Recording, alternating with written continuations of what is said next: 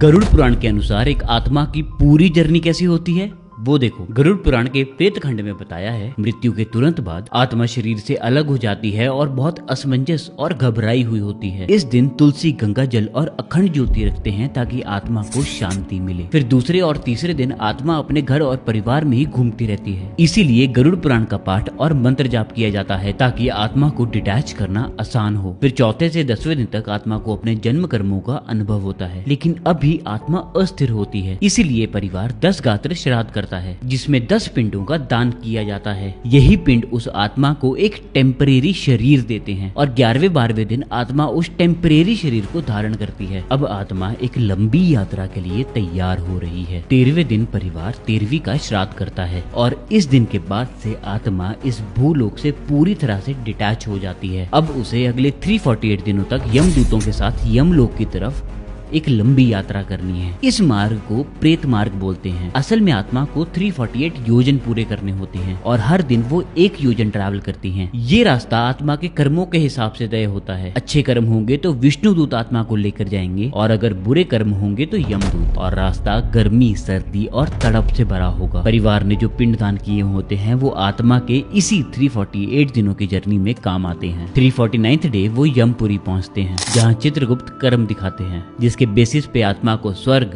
नर्क, पितृलोक या फिर दोबारा से धरती लोक मिलता है। और इसीलिए घर पे मृत्यु होने पे अगले 1 साल तक कोई त्योहार नहीं मनाते।